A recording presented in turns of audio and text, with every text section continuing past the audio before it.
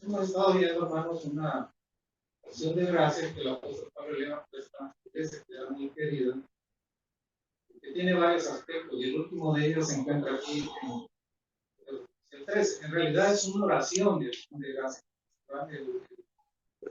El apóstol Pablo hace por esta iglesia.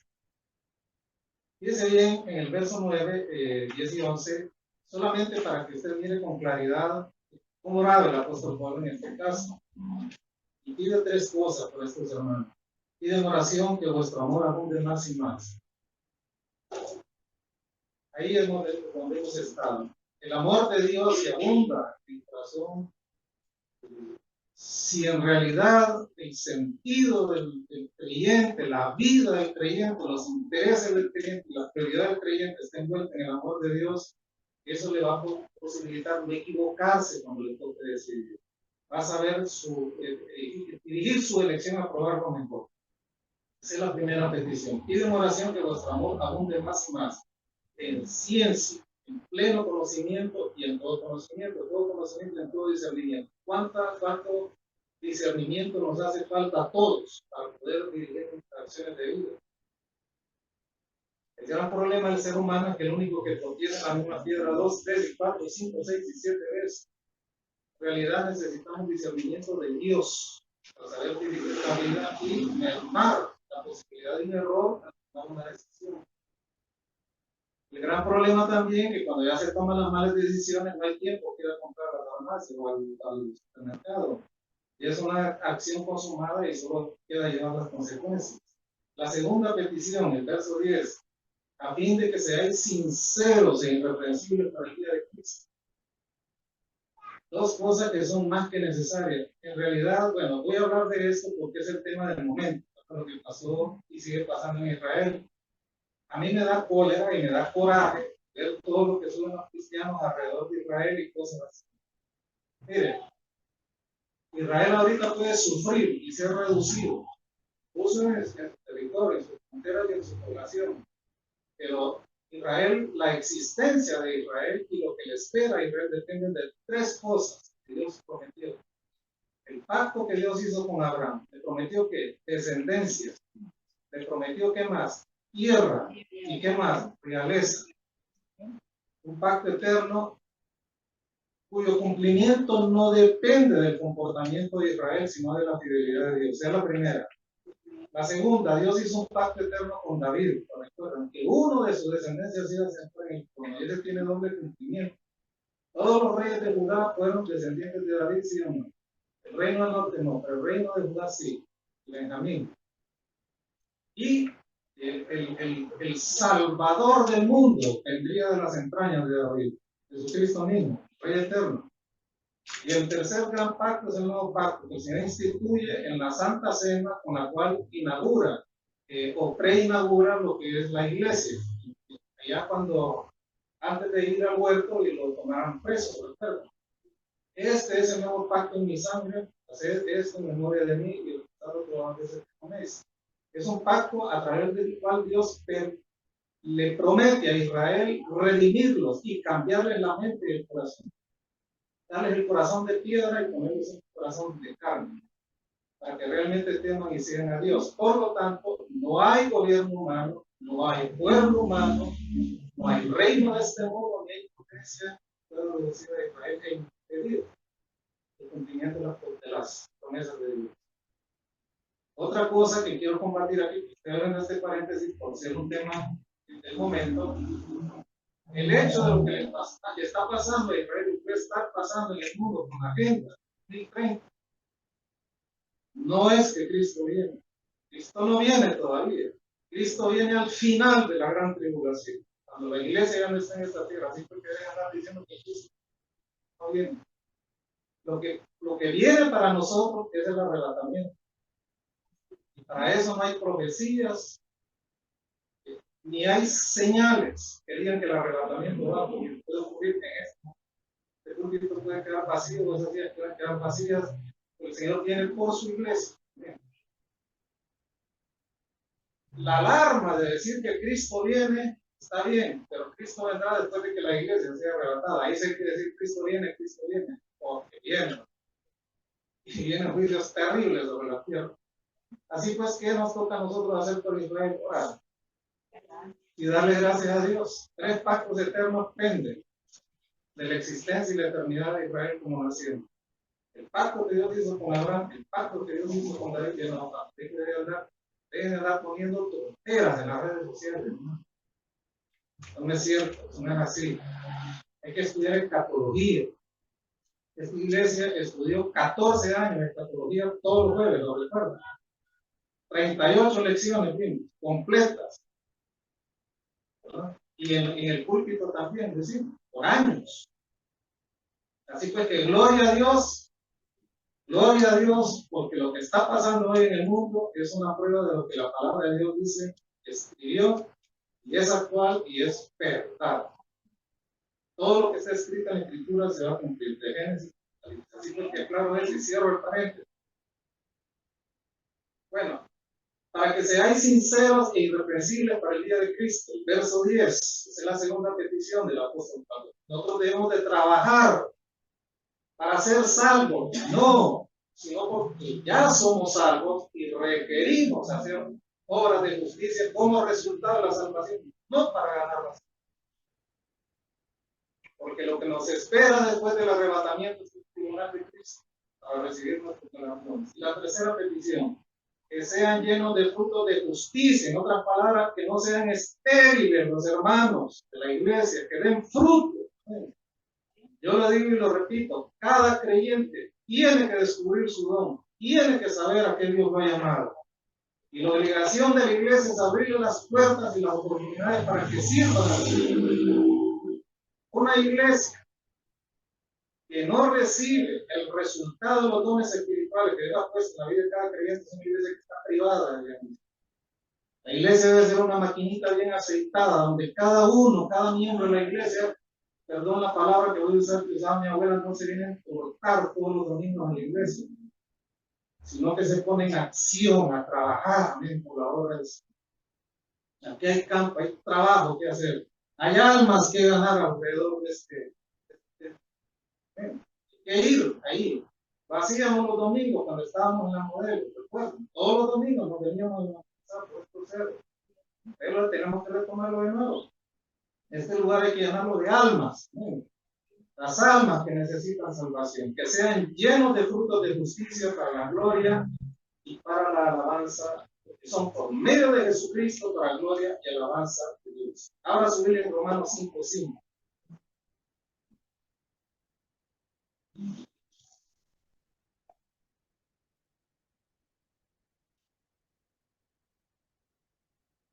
Mire qué hermoso esto. Y la esperanza no avergüenza, porque el amor de Dios ha sido derramado en nuestros corazones por el Espíritu Santo que nos ha dado. Hermanos, mire, cuando usted viene a la fe, cuando usted es salvado por la gracia de Dios y Dios le regala la fe para creer en Él, su corazón inmediatamente comienza a ser llenado por el amor de Dios. Y el amor de Dios ha sido derramado con tal exuberancia que hasta se desborda de nosotros. Cuando Josué iba a cruzar el Jordán para entrar a la tierra que Dios les había prometido, era el tiempo de la siega. Y el Jordán en la siega se desbordaba. Josué no cruzó un río como el río Choluteca. Josué cruzó un río profundo, desbordado por todas sus orillas. Y Dios hizo un verdadero milagro de separación de aguas ahí. Agua del desborde del Jordán, y recuerdo el caso de Josué, para ilustrar cómo el amor de Dios ha sido derramado en nosotros. En otras palabras, Dios ha derramado su amor en el corazón del creyente sin tacañería. Lo ha llenado hasta el borde y hasta que se desborde. Y Dios ha puesto la evidencia, piensen en esto, Dios ha puesto la evidencia que le pertenecemos. Porque ahora sí amamos al que nos amó primero.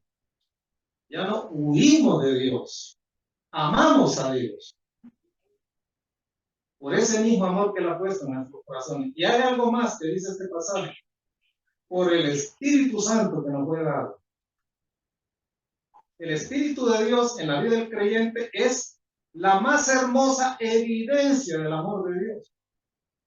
No hay tal cosa de que hoy tú le entregas la vida a Cristo y después necesitas una segunda experiencia que se llama bautismo en el Espíritu Santo. Las dos cosas ocurren en el mismo momento. No hay salvación sin intervención del Espíritu. No hay regeneración sin el Espíritu Santo. En el momento de la conversión, el Espíritu Santo te bautiza y te introduce en el cuerpo de Cristo. Te bautiza en el cuerpo de Cristo. Te mete en el cuerpo de Cristo. Entonces, el creyente entiende que la vida cristiana no se puede vivir en solitario.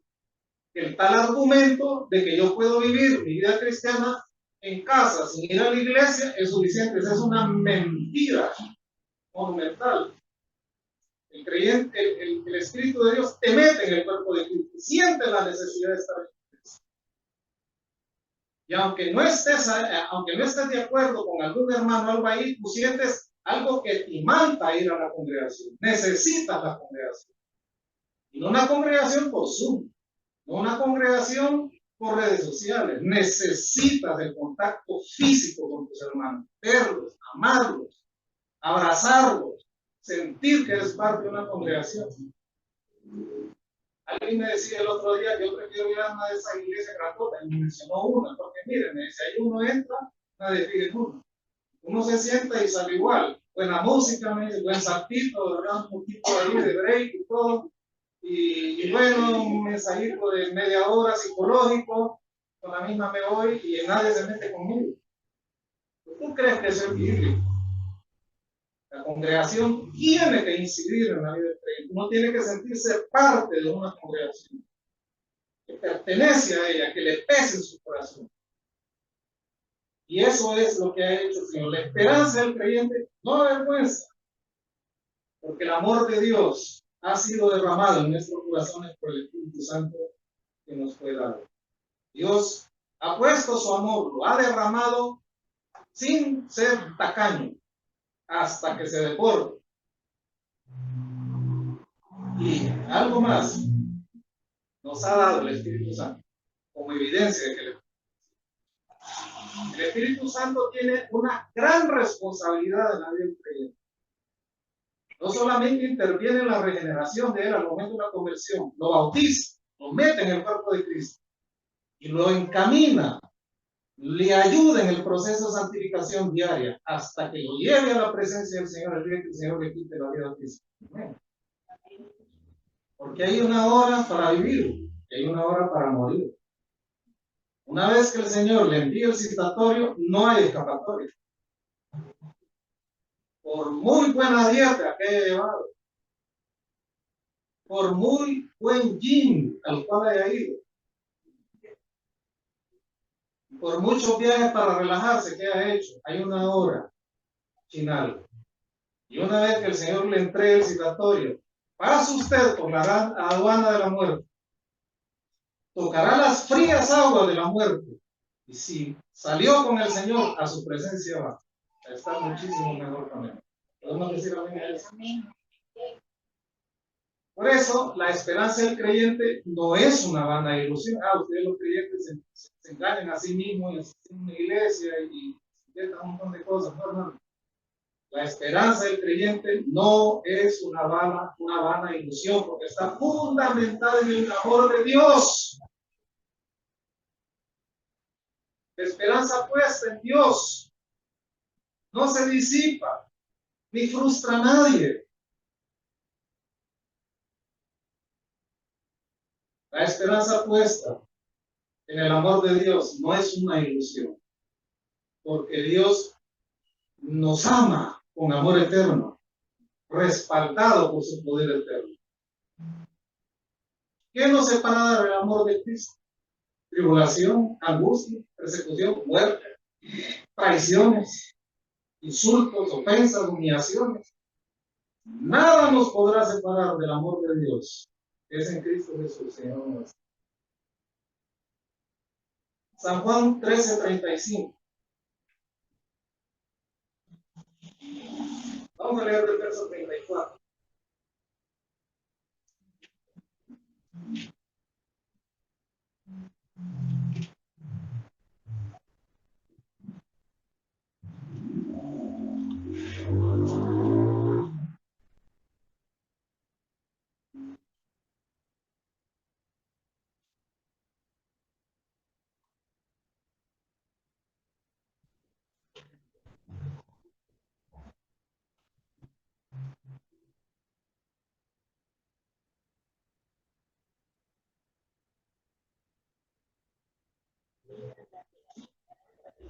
Mire esto. Un mandamiento nuevo doy. ¿Cuál es ese mandamiento nuevo? Que os améis unos a otros. Pero ya lo dice Levítico 19:18. ¿Cuál es el mandamiento nuevo? Lo que sigue. Suele su Biblia. Como yo os he amado. Que también os améis unos a otros. En esto conocerán todos que sois mis discípulos. Si tuvierais que amor los unos por los otros. Eso es lo que nos hace diferente a los cristianos. Por lo tanto, el concepto de un creyente clavero o de un creyente, voy a usar un término que usan mucho en Sudamérica, sapo, no funciona. Un nuevo mandamiento os doy. Los améis que unos a otros, como yo, o sea, amado. Si el mandamiento del amor no es un mandamiento nuevo. Mire lo que nos decía ya el caso de Deuteronomio 6:5. Ya se nos mandaba a llamar a Dios. ¿O no? Ahí está.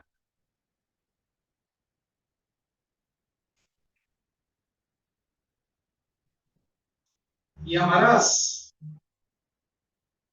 a Jehová tu Dios con todo tu corazón, con toda tu alma, con todas tus fuerzas. Y esto el amor no es algo nuevo. Ahí se nos manda amar a Dios. Ahora vamos a Levítico 19:18. Ahí adelantito. Atrás, mejor dicho. Alguien que se pare y lo lee para todos. Con voz de trompeta.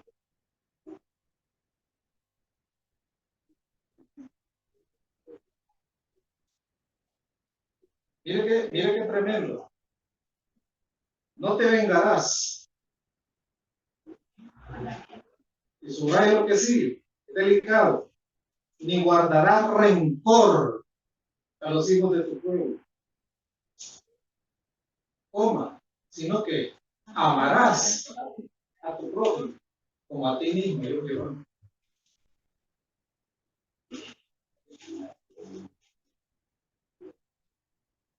Pero el mandamiento del Señor respecto al amor es nuevo, porque el Señor introduce un elemento distinto y novedoso por dos razones. Uno, el amor que el Señor pide que tengamos por nuestros semejantes tiene que ser como conforme al parámetro que él establece, como yo, o sea, amado. El Levítico dice, amarás al Señor tu Dios con todo tu corazón y con toda tu alma. Dice, amarás a tu prójimo como a ti mismo.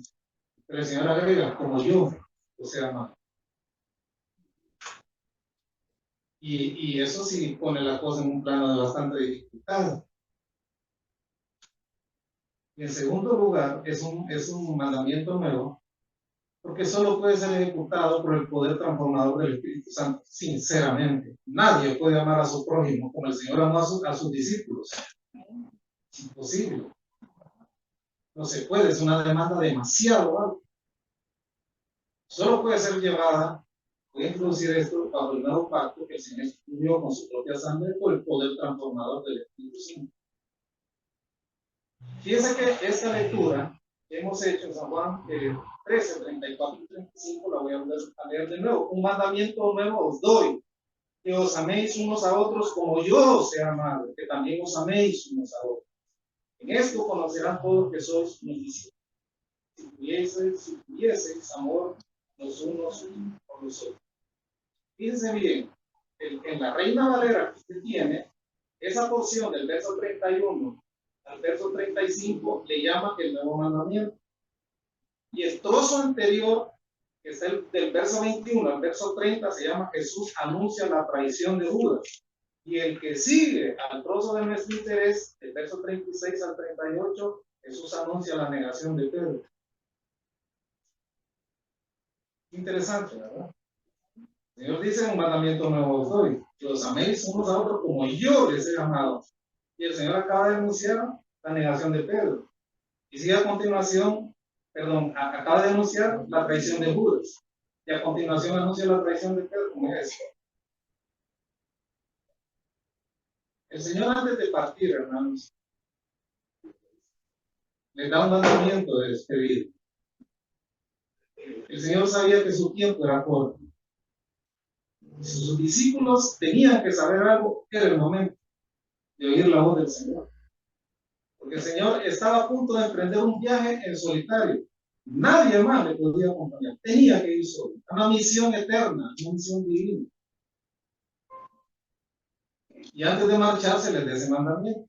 Que se amen unos a otros como yo os he amado. ¿Cómo era el amor del Señor por sus discípulos? Interesante analizar esto, ¿verdad? En primer lugar, el amor del Señor por sus discípulos es un amor sin egoísmo. Tenemos que reconocer que aún en nuestra experiencia presente, aún el amor humano más noble tiene un sesgo de egoísmo. Todos lo tenemos. No lo decimos, pero muchas veces lo pensamos. ¿Qué le puedo sacar yo a esta relación o a este objeto? ¿Cuánta felicidad podré yo disfrutar de esta relación? Ajá. Y si me ataca la soledad, si el amor me abandona y me traiciona, ¿qué va a pasar conmigo? Decimos eso siempre.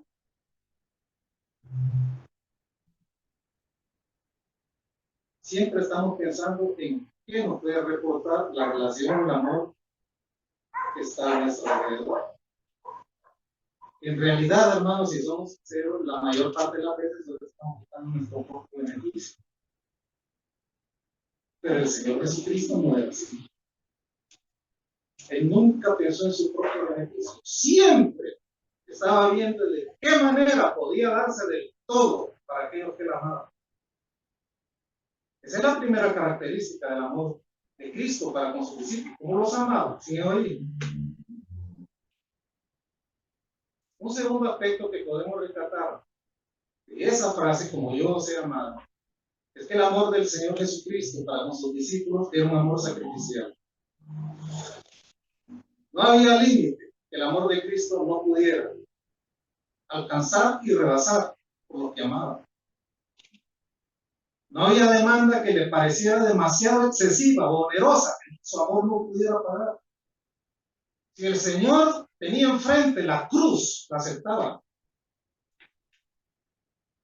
La mayoría de los seres humanos que aún como creyentes tenemos un concepto equivocado del amor.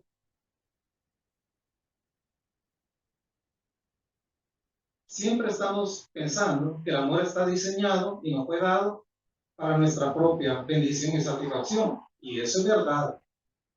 Pero yo quiero decirle, hermano, esta mañana está aquí presente, por alguna red social, el amor también puede traer dolor. Y el amor también puede traer una cruz. ¿Sí o no? Allá escuchamos a nuestras madres, a nuestras tías, decir qué hogar más bonito el que usted logró sacar adelante. Muchas veces escuchamos de la boca de ellas, pero usted no sabe la cruz que lleva. Mujeres que pagaron el precio hasta el final. Mi madre fue una de ellas. Mi suegra fue una de ellas. Entendieron y uno decía que mujer más tonta pudo rehacer su vida y hacer una cosa mejor. No, llegaron a entender el humor. En su escaso conocimiento y raciocinio, llegaron a entender eso. Así era el amor de Cristo. Amor sacrificial. No pensando solamente en lo que yo puedo sacar en la relación que tengo con los demás, sino también que eso a mí me puede representar un costo, dolor, pues. Ese es el amor de Dios. Así era el amor de Cristo. ¿Cómo puedo responderle yo a ese mandamiento? Un mandamiento nuevo fue que os améis unos a otros como yo os he amado, sin egoísmo. sacrificialmente. También el amor del Señor por sus discípulos es un amor muy comprensivo. El Señor conoció a sus discípulos durante casi 4 años de ministerio terrenal. Los conoció íntimamente, los conoció totalmente. Nadie puede decir que conoce a alguien si no ha convivido con él o con ella. Ay, viera, yo tengo. Ahora, hasta el término de amistad es una cosa bien general, bien por encima. Nadie puede decir que conoce a alguien si no ha convivido con él. Así es fácil, a usted le presentan una persona, sea en el trabajo, sea en el vecindario, o alguien que se va a relacionar con usted, y uno, en ese momento, de ese contacto inicial, presenta lo mejor de uno. ¿Sí o no? En una entrevista de trabajo es la única y mil maravilla, no dan el diálogo que esa es parte de la cultura humana, de la naturaleza caída. En realidad, hermanos, yo creo en la doctrina de la depravación total, honestamente. No hay nada sano en el hombre, lo que dices ahí es una podrida ya. A ver, y entre más uno lo entiende, más humilde delante de Dios. Pero hasta que tú convives con alguien, empiezas a saber que esa persona en realidad es una persona rara y que tiene flaqueza. Y tú empiezas a decir, pero este no es el hombre que yo conocí, no es la mujer que yo conocí, es otra cosa. ¿Es cierto o no? ¿Verdad? Hasta que convives con él. El Señor convivió con sus discípulos, minuto a minuto, hora tras hora, día tras día, semana tras semana, mes tras mes, año tras año. El Señor conoció lo suficiente de ellos, le conoció las rarezas a cada uno de ellos y le conoció las debilidades también. Y aún así les amaba. Esa es comprensión o no. Yo quisiera votar aquí un mito. Todos dicen, es que el amor es ciego. Miren, no hay tales. Porque si en realidad existe el amor ciego se va a quedar solo con la decepción y el desencanto. Pero mire, el amor verdadero, escuche bien esto, el amor verdadero ama, no por lo que imagina, sino por lo que es.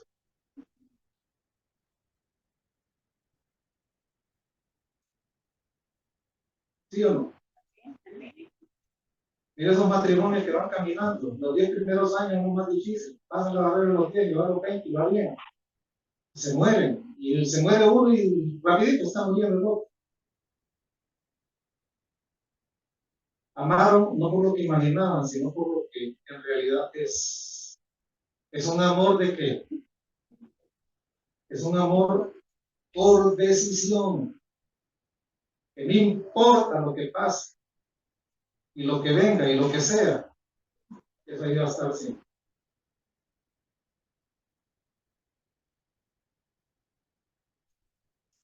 El amor de Cristo por nosotros, hermano, es tan grande que así nos ama, raros y difíciles como son.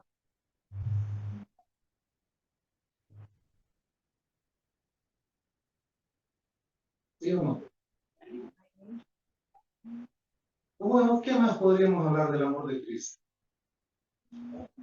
Era un amor perdonador. De ahí adelante de la declaración, ya Judas le estaba traicionando. Y después de la declaración, el líder de la compañía, ¿quién era? Pedro, le estaba negando. Y los 12 salieron, miren, corriendo para el Señor Marcos. Solo Marcos se atreve a decir de sí mismo que había un joven que seguía al Señor y cuando ocurrió el evento allá en el huerto, salió corriendo y como andaba vestido solo en una sábana, salió desnudo, le quitaron la sábana. Y ese era normal. Mire, así somos nosotros también. Los discípulos del Señor eran ciegos, eran insensibles. El Señor les venía anunciando tiempo. El Señor estuvo no solo una vez en Jerusalén, por lo menos Juan relata que estuvo 4 veces. En las 4 ocasiones siempre les decía y les advertía que iba a ser quitado en medio de ellos, iba a ser objeto de escarnio, de traición, le esperaba la cruz. Nunca lo entendieron. Nunca. Y cuando el Señor estaba agonizando en el huerto orándole al Señor, tuvieron que bajar ángeles para consolarlo, ¿recuerdan? La presión que el Señor tuvo de angustia en ese momento hizo que los glóbulos rojos reventaran y salieran con el sudor a través de la epidermis. Una angustia horrible. Ahí estaban dormidos. Eran ciegos, eran insensibles, eran lentos para aprender y vacíos de comprensión como somos nosotros. Hermano, leyó la Biblia en esta periodo Morazani, porque estoy de vacaciones, hermano. Pero no pone de vacaciones el estómago, ¿verdad? Come los 3 tiempos, no come la palabra de Dios. Así eran los discípulos, igual.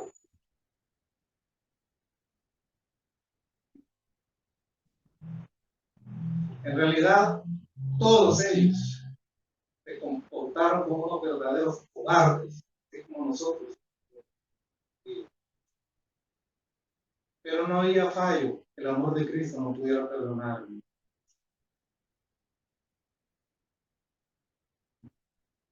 El amor que no está dispuesto a perdonar es un amor que al final está marchitándose, se termina muriendo literalmente. Uno no quiere seguir con este matrimonio que el amor murió, dice. Perdonó sobre todo. Todo. Hermanos, somos criaturas frágiles. Hay algo de fatalidad en nosotros. Hay una cosa tan terrible en nosotros, hermanos, que terminamos haciéndole más daño a los que más nos aman.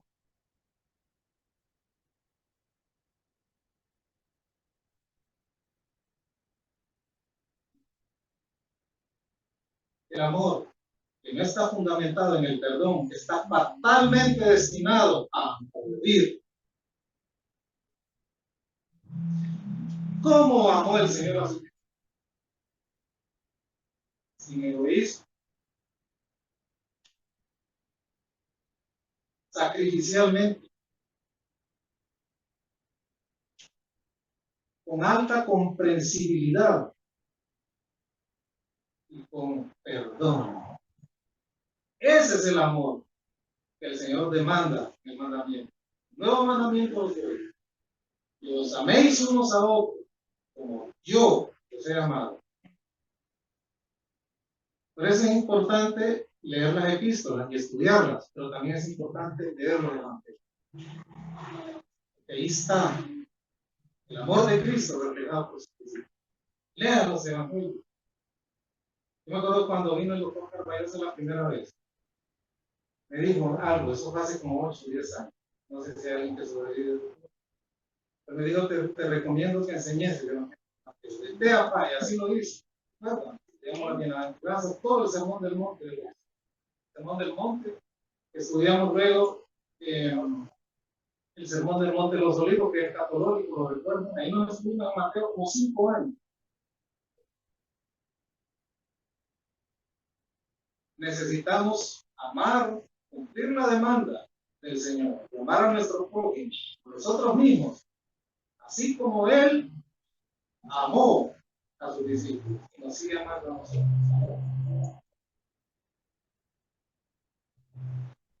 Vamos a Romanos 13, del 8 al 10.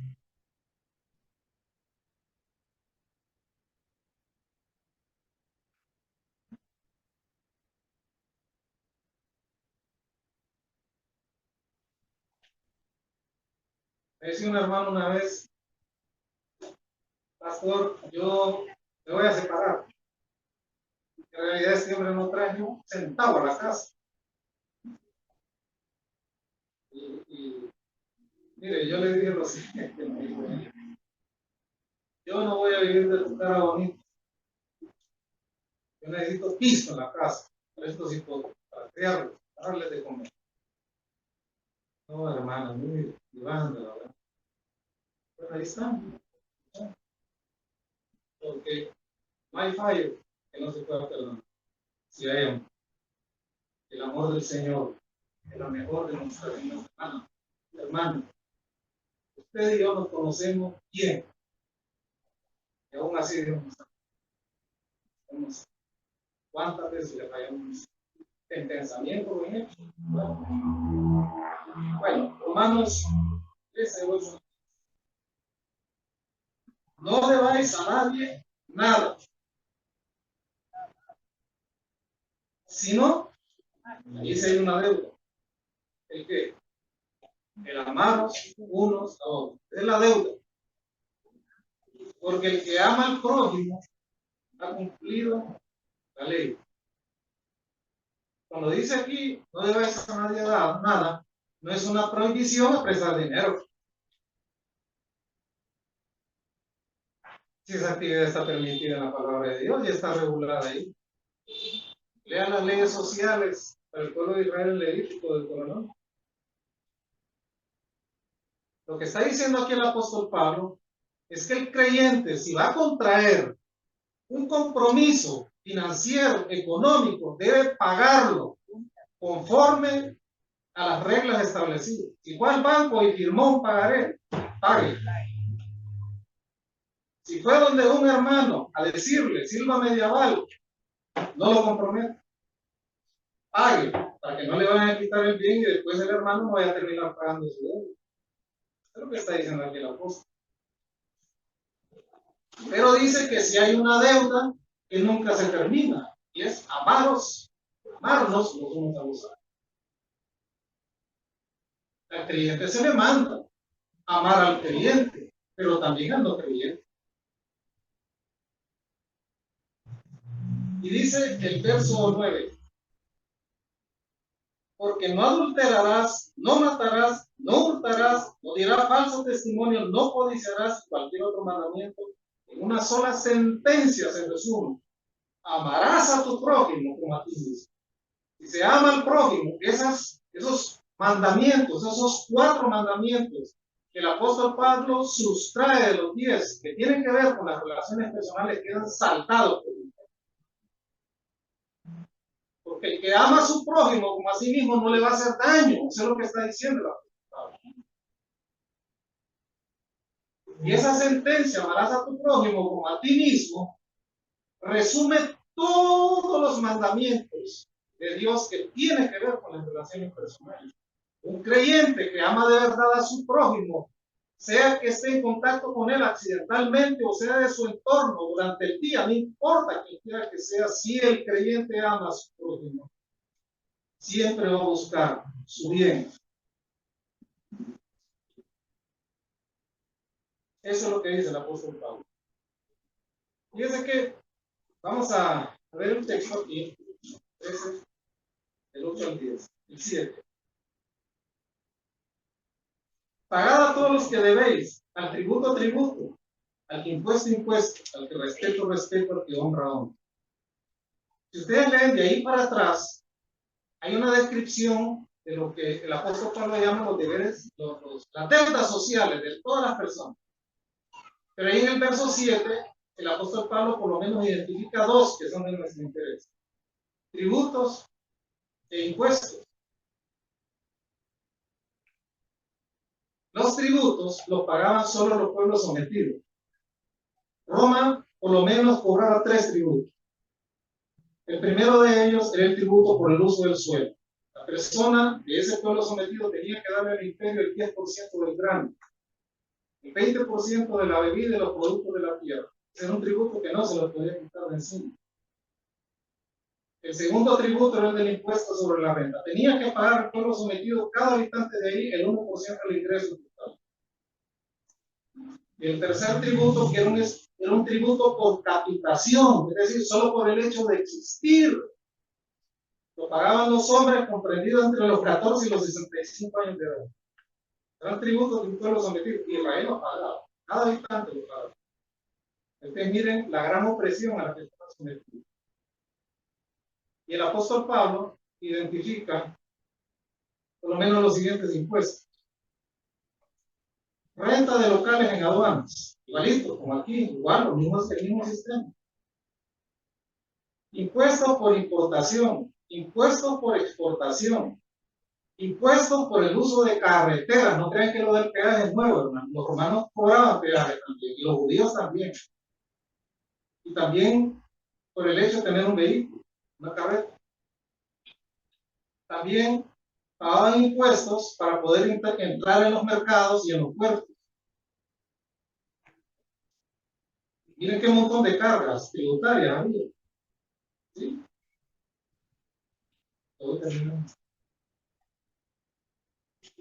Entonces, el preámbulo, vamos a seguir el otro domingo, pero quiero dejar esto aquí claro, porque quiero entrar en la mayor deuda de ustedes. Porque el apóstol Pablo sabe que le está diciendo a los hermanos romanos, iglesia que está en Roma. Ustedes tienen la obligación de pagar los tributos y de pagar los impuestos, sea a la autoridad nacional o a la autoridad local. Y no importa cuán onerosos sean los impuestos, paguen. Es parte de venir con creyentes en esta turma. Continuaremos. Entonces, el día vamos a ver.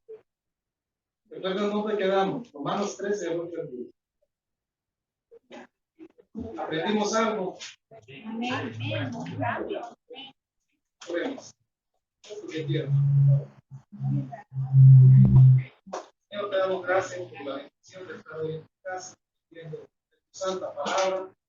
Y hermoso, gracias porque ya ha funcionado el comedor infantil a partir de las 8:30 de la mañana. Me será a partir de todos los domingos. Gracias por los dos cultos y la palabra recibida.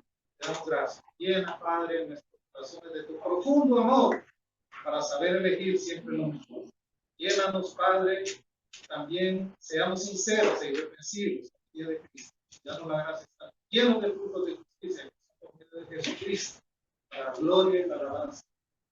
Suple nuestras necesidades, sean emocionales, físicas, espirituales, seamos suplidos con tu gracia. En nombre de Jesús.